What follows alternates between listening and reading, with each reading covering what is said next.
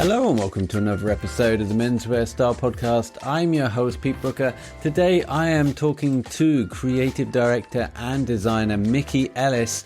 Mickey Ellis has 15 years experience in brand development and fashion design. He's the founder of Hit and Run, which is the antithesis to what he saw as a creatively barren and environmentally devastating fast fashion industry. Having launched his first of numerous independent clothing brands back in 2003, he understood the challenges. So Hit and Run was created to enable and promote the voices of the creatives striving to make a positive impact and to make some good t-shirts. And to tell us all about Hit and Run and another brand that he's got in the works, which is Polari, here is Mickey Ellis in his own words. I mean, I've been in the fashion industry, fashion art industry, I guess, since I began my career, really. I moved down to London straight from university, got a job in Brown's Focus in South Molton Street, and that's kind of when my love of fashion sort of started, really. I was always interested in style, but my sort of interest in proper fashion began. And started my first brand very sort of tenaciously after a couple of years there. I met a guy while I was working for Sleaze Nation magazine, Frank Lieder, German designer. And we just, a couple of sort of young, drunk, creative people just decided to start a t-shirt brand, and we had no idea what the heck we were doing. But suddenly we had Japanese stores knocking down our door and buying it, and we're like, "Ooh, we're fashion designers now." And it just kind of kicked me into the love of creation at that point, I guess. And it was more the artistry and using t-shirts and garments as a canvas to express artistic expression, rather than a love of sort of pattern cutting and form or anything like that. It was more just the sort of subculture and youth and sort of energy and passion that was the exciting thing for me. And that kind of kickstarted my career, and I went off from there. What year, so you say 15 years ago, what year are we talking about in terms of it getting off the ground and the Japanese stores coming knocking? That was 2003. Right, okay. I mean, so a while ago. Mickey, I think what interests me about this, and especially about the websites, is everybody, including myself, has had some idea about a t-shirt brand. I don't care if you're a tech giant or if you're someone on Wall Street. I think at some point along your career, whoever you are, you've had an idea about a t-shirt and a t-shirt brand. So I guess, how do you even start designing t-shirts in the aim to make money out of them? I mean, in today's market. Well, yeah, in today's market, I mean, that gets me into what Hit and Run is actually for, I suppose, because when I first started, it was so terribly easy. I remember one of my childhood friends coming over from Australia, where he'd emigrated to, and I was just sat there in this piles of paper and things, and I was like, "I'm selling to 200 shops," and he was like, "What's your plan for the future?" And I was like, "I don't need a plan." Fast forward a year or so, when the first brown letter comes through, and it's a tax man, and me just being like that, "What's tax now?" And that was kind of the first brand, but yeah, as my career evolved, it became harder and harder and harder just to have that "let's just do it" attitude, because back then you could just throw a collection together for very little money, go to one of the many very creative trade shows, and have one of the many exciting independent boutiques around the world come up to you and go, "Wow, we like what you're doing. We'll take a chance on you." And that's just what I knew. And it was, I did various brands then. I did 3 or 4 different brands over a sort of 10-year period, where it was just, I've got a great idea. It was always with a different business partner, a different creative, because I like working with somebody. And we'd just go and we'd sell, and instantly we'd have a successful brand. And then as the sort of big brands became more powerful, and then more significantly, the high street and fast fashion became so dominant, the room in the industry for these young creatives just expressing themselves, it became smaller and smaller and smaller. All the independents were going out of business. And And it just was, there just was no, the trade shows weren't there. The trade shows suddenly became these mega warehouses and Berlin airports and things like that. And it just wasn't a place for me, a true creative, to go with an idea. You needed money behind you. You needed influence. You needed contacts. And that, I guess, is when my slight resentment started to begin and my confusion. So to answer your question, fast forward a few years of that frustration, I just went, look, I know what it's like to start a brand. I know all the problems with the money you need to put up front to buy stock, and what stock do you buy? Because you're always left with your extra smalls and your extra larges. And if you're going to buy a range to sell, a size range to sell, you can only afford to do certain styles. And I was like, how do I make a brand, a portal of whatever you want to call it and run, to have proper, true creatives who are the voices for the future, I think, hopefully, and just give them a space to be able to make something that they don't need to worry about the upfront costs of it. It's just about getting it to the consumer straight away, or not even getting it to the consumer, getting it to the public, getting the expression out, and then seeing how that transpires from there. And how do you vet these artists? Do they kind of have to meet a certain critique? Do they have to fit in a certain, I don't know, a vision that you have of what a cool T-shirt looks like? How does it work? Well, I guess it does. I mean, I'd like to think it's completely sort of no censorship, as I say, but obviously there needs to be some curation to it. So yeah. For me, it's a very new project, and it's still a labor of love, and it's. I just get really excited if I discover an artist online, or if I go to an exhibition or something like that and I contact them. So it's my curation at the moment as it stands. As every independent boutique used to be, obviously there was a buyer, there was someone that selected what their image was going to be and what the expression was going to be. So I do wish it was a little more democratic and it could be for everyone, but as it stands at the moment, there needs to be someone who makes a selection, and that person is me. Yeah, well, it's got to have a through line, I think. I mean, as you know, as varied and creative as you want your artist to be and kind of unshackled, they've also got to have something where people come to your website and, portal, whatever it is, and they have to know instantly that this is under a certain remit, that they can kind of either have one product from one artist or another product from another artist, but they're not two polar opposite ends of a spectrum. Yeah. I mean, that's one of the first challenges I discovered, was that it's still very much, it was still in the earlier days, very much the power of whichever artist was promoting. Social media is so important, marketing is so important. And for something like this, like someone like Pam Hogg, for example, she's cult, she's amazing, and she's a great marketeer as well.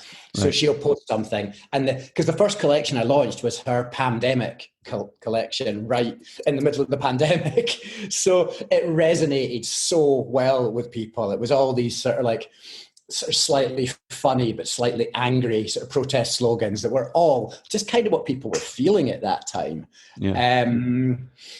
I've lost my train of thought. What was your question? It wasn't really. It was more of a theory, I think. But Mickey, just this thought actually run this by you. How important is it for a artist to be, big and present on social media, like you say, and have some influence to kind of leverage traffic to their product, but at the same time not be overly pushy and promotional, where to the point it doesn't actually become cool anymore because you're just seeing this plastered and you're seeing someone going, "Come on, please buy my product." It's a tricky one, and that was the first point that we were making, is that it used to be just the person would come to buy that product, so I need to figure out how to have the one come and buy one brand's artists, they buy a second one, they buy a third one. So that was the sort of answer. That's something that I'm still trying to figure out. But regarding the social media thing, man, I don't know. I'm in my 40s now. I find it very still a bit overwhelming, the whole thing. And it's easy to be cynical and go, the people that are the most popular promoters arguably aren't the most valid cultural or societal statements that you want people to be Right. absorbing or engaging with, and it's the quieter people that tend to be the ones that have got more to say, Yeah. ironically. Does it matter to you if an artist doesn't have a social media following or doesn't have any kind of presence online? No, not at all. I mean, obviously it helps. It's where I'm trying to grow a brand here, so it would be nice if it sold, but it's something I always say to people when I'm pitching it to them. It's like, look, I want you on this. You might not really sell anything, but yeah. I think that your statement is very important on the site, you know. I think for me, it's, we'll probably move on to this as well, but working in that sort of like sustainable industry as well, which is just vital nowadays. You know, I don't like to shout too much about the sustainability thing because it's just like, it just needs to be like that now. It shouldn't be the core of your message that you're doing something good for the environment. It's like, it should be why aren't you doing something good? Yeah. Questioning the big boys, that is the more important thing. But I think that when it comes to, if you're going to make one more t-shirt, it might as well be one that's produced by someone who has something relevant to say that might inspire somebody else to go and do something else that may inspire someone else. It starts at hopefully just a more creative, proactive core of what people are doing, rather than just this sort of like feedback loop of reacting and sort of confirmation bias that I think people are really guilty of now when it's social media and culture in general. I think it's giving voices to the smaller people who are more likely going to be the people that are going to make significant changes or influence to the greater good, hopefully. Where are the t-shirts made, Mickey? They're all printed in the UK. And talk to me about some of the printing styles. On the website, there's a great breakdown of this, by the way, and we'll leave all the links over on the show notes. But you talk about the digital print inks, the GOTS accreditation. Maybe you can just drill down on some of that. Yeah, it was something that I had to make a decision about back at the very beginning of this, because, I mean, this is an idea I had about 10 years ago, but back in those days, the quality of the garments wasn't good enough. I mean, everyone listening is going to know that thing where they buy a band t-shirt and they're really excited by it. They wash it once and it becomes fit for their dog and nothing much else. So that's moved on a lot. And there's some really great brands out there that do completely transparent supply chain, all organic cottons, recycled polyesters. So that's one of the main brand that I use. I used a few brands at first, but this is the one that I focus on now to use. They've got a great story themselves, a great offer of colours, and the quality is spectacular. The quality is incredibly good. So, because at first I was like, should I be making my own garments? Do I want to be buying garments from somewhere else who's a bigger corporation? But essentially, the way I look at it is these garments are as good as they can possibly be while still making more clothing. They're all warehoused in the UK, so there's no more production. These are going to be bought by somebody. There's no more production happening. So if I don't sell it, buy it, print it and sell it, somebody's going to do it. So that means my footprint there is as small as I think it can possibly be. And then because everything is completely printed to order in the UK, there's no flying things around or anything like that. There's no stock at all. As you said, all the inks that we use are non-toxic. It's digital printing now, because screen printing, although a beautiful art form, and I would say nothing against it, the inks and the cleaning fluids used are incredibly toxic as well. So what's the difference between that then? So screen printing versus what you're doing? Screen printing is, as it says, it's a silk screen frame that you pull ink through that pushes it onto the t-shirt, and that's when that's the majority of t-shirts you will have from sort of pre 1990, 2000 maybe, probably about 2000, are definitely going to be screen printed. Then digital started to come in, and at first it was rubbish. You know, you got your digitally printed t-shirt, which is essentially just a big printer. It's a big home printer. But it used to be you'd get it and then you'd wash it once and your print would be gone. But now they've evolved, and they're evolving every month, these printers. And they're now, the quality of the color fastness is perfect. They don't wash out at all. And the the strength of the colors, the vibrance of the colors is beautiful. So it's as good a product as screen printing, but it means that you don't have the upfront costs of having to pay for screens, which if anyone that's done it before knows that to print a 4 or 5 color t-shirt, if you only want to do one of them, it's going to cost you about 300 quid. So Right.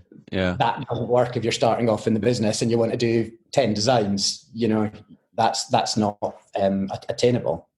And are you able to talk about what brand this is, or is this like an ace that you have up your sleeve? I'd rather not. It's not like a mad secret or anything like that, but I'd rather focus on promoting my thing. That's understandable, Mickey. I had to try. Well, you're out in, so you mentioned off mic, you're out in Hackney. Yeah, that's correct. So what's the scene like there? I mean, we touched upon this just briefly offline, but the whole East London, for people that come to London and maybe knew East London about 10, 15 years ago, would have known it as quite a keen hipster area with lots of boutique and fashion stores, market stores. I think there's still a lot of that going, but not nearly enough as there used to be since the gentrification of Shoreditch. And I feel like all of these artists are now kind of getting kicked slightly more further east. You've been in London about 15 years. What have you seen change down that way? It's been 25 years I've been in London. Sorry, before. 25. It's changed enormously. And I think that it used to be that, because I've played in bands my whole life as well, and it used to be a lot easier for a bunch of skint girls or boys to just find a grotty rehearsal space and set up there and express themselves. Now all of these spaces have been taken over and bought, and it's the same as artist studios as well. It used to be very easy just to find some random room and paint in and forget yourself. But I don't know. I don't even think it exists in Greater London at all anymore. I don't know, because I mean, I went from Shoreditch up to an amazing warehouse that I used to live in just across the street from where I am now. It was one of the other brands that I did with a great friend of mine called Matthew Crowley. The brand was called Licentious. And we were, you couldn't do this now. We basically decided that we were going to be Edwardian dandies for a couple of years and just dressed up in the most ridiculous outfits, fox furs, canes, top hats, drank a lot of gin, and designed a collection every 6 months, took it off to Paris and sold it to a lot of clothes to Japan. We did a catwalk show over there. It was insane, but we had a warehouse space that was enormous, and we called it The Lair. And we just had it as this like dark, weird place that people would just come and hang out in and live our strange, disheveled, Edwardian, drunken vision. But yeah, you can't do that around here anymore because everything's been knocked down. It's all luxury flats that are growing up around me. And even Hackney Wick now, Hackney Wick is taken a while, but virtually no warehouses in Hackney Wick either anymore. So I don't really know south. I guess people went south, didn't they? They went to Peckham and things like that. Places like that, yeah. I think there's still a bit of a artist community down there, but certainly this side of East, it's virtually gone. And you mentioned you might be up sticks, or you will be up sticks and going to Edinburgh, back to your hometown. Do you think there's more opportunity for artists there these days, or are you just going to possibly? It's I'm exploring the idea of opening a physical hit and run gallery space up there. Which I'm still sort of trying to figure out the ideas, but I've actually recently I launched the work of an amazingly talented artist who calls herself Self, and she is it's quite hard to explain her process, but essentially she meditates with another person and gets into this complete state of connection with them, and then tattoos them. And just whatever she feels the connection, and she'll just do these they're just moving, these images, these marks she makes on the person. I actually have one of them in the background. I don't think you can see it, but no. and she was the first person that I've actually, I guess, represented as an artist on Hit and Run. So I want to explore, obviously, the merch, the product is something that's really important, but I do like the idea of growing this to be something that's more about individual pieces as well as individual garments too. So I think a physical gallery space in Edinburgh, where this is really quite a revolutionary idea, I guess.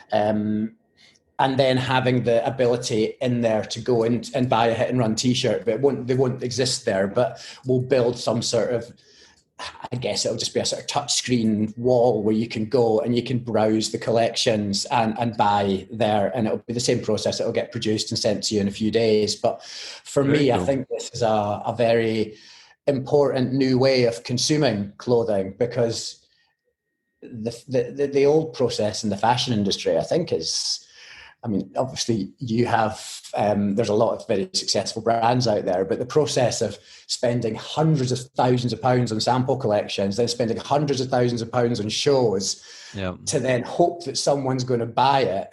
Yeah. And then they hope that someone's going to buy it from the end consumer. It just seems a little bit risky and just a bit like a badly designed model. So I know that there's a lot of brands or designers just showing digital lookbooks to their buyers now, because the technology is good enough to be able to produce a digital CAD of a garment.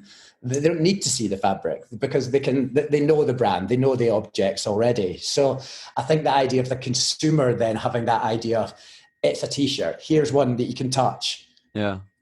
You don't need to see it to buy it. And you're helping build a new model that will be vastly more environmentally friendly at a time where the fashion industry is incredibly bad at the problems that we have at trying not to destroy our Earth in the next 50 years.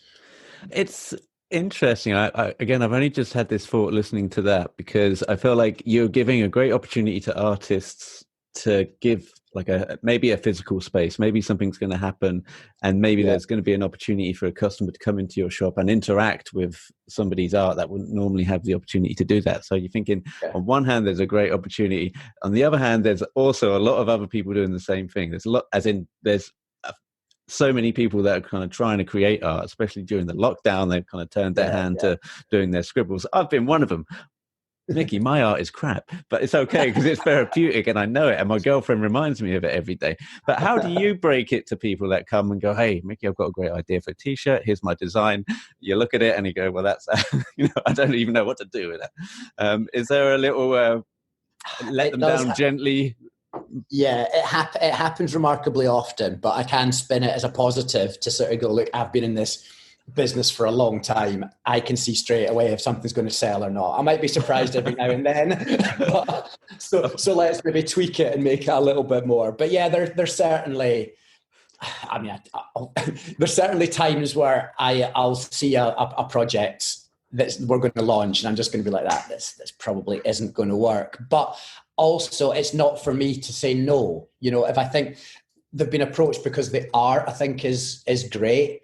If it works on a t-shirt, it works on a t-shirt. If it doesn't, it doesn't. And because of the way it's set up, no one's really losing anything. And it's still, the gains from it are still better. Whoever I'm working with is still promoting themselves, and we're building this community. And going back to what we were speaking about earlier, ultimately Hit and Run is still only 18 months old, but I want to get to the point where I've got a much wider reach of customers that come onto the site and see something they might not have ever seen before, rather than the artists having to promote themselves. So ultimately, it's work in progress. So it's just building this sort of community of artists who may inspire each other, who may, it's about opportunities, not definitives, because I think when everything's definitive, it just becomes a bit sterile. I think. I don't know.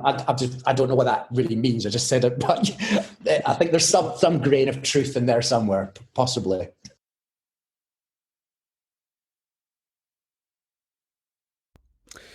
Interesting. Mickey, switching gears for a minute, you're also one of the founding members of Polari. What is Polari? Interesting. I mean, starting at the beginning, it was a brand that I started with a couple of good friends a few years ago now. It's a fabulous idea. Polari is an ancient language that's been spoken for about 300 years by people that exist within the fringes of society, whether it be merchant sailors used to speak it, fairground folk used to speak it, travelling community used to speak it, and it's a lot of Italian in its heritage. But it was taken on by people who wanted to speak openly without being vilified or attacked, essentially. And it was taken on a lot, very, very much so, by the gay community in the 60s, and made famous by, I've forgotten his name. That's terrible. Anyway, it was made famous in the 60s, spoken by the gay community. And there's so many words that have filtered into modern parlance from there. Like, for example, to use yourself is an old Polari word. And we just thought this was this great premise for a brand that was the language of the subversives, we call it. So it's kind of John like Stevens, was that the guy's name by any chance? No. Sorry. It was. It'll come to me while we're chatting. Okay. Or it won't. And yeah, it's evolved, because we started it and it did quite well, and then it just petered out a little bit, and it was only crazy. Like last November, like 3 months ago, I decided to relaunch it again, and it went viral. It went viral in a small community of young LGBTQ plus people who really resonated with the fact that this was a safe space. And I was started getting inundated by these kids emailing, just going, "We love what this stands for." And I think it's less about what we thought it was at the beginning, and I've become conscious of the fact it's about identity, because identity is so incredibly important now, and how people identify themselves and how people identify with them. And I think Polari has just become this, because it's this sort of expression, a different form of expression at its core. People have just gravitated towards it. And it's new, as I say. It's only in the last sort of couple of months that this has become the case. But I've really seen it as another way of doing something good for people who might struggle. I woke up this morning to an email from someone, God knows where in the world they are, just saying, "Thank you so much. You've allowed me to be more confident with who I am, because I'm a queer girl and I didn't know how to speak to people. And just your brand has given me the confidence to just be myself." And that's bloody humbling. Some Scottish lad in London to wake up like that and think there's some young girl somewhere in the world, because you're posting on Instagram and selling some merch, you might be able to change their life in a little way. God, I mean, there's a lot of crap happening at the moment, and doing some good is a humbling thing. That's what it's especially all when you about. don't mean to do it. Yeah, well, those are the sort of testimonials that you put on the website, aren't they? Yeah. Brilliant. Mickey, I've really enjoyed talking to you, man. Mickey Ellis, founder of Hit and Run, and one of the 3 founders of Polari. We'll put all the links. Sorry, Polari. That way. I'll cut that in post. We'll put all the links to the websites over on the Menswear Style site, but hitandran.ltd and polari.com is a place people can find it. Thanks, Mickey. Thank you so much indeed.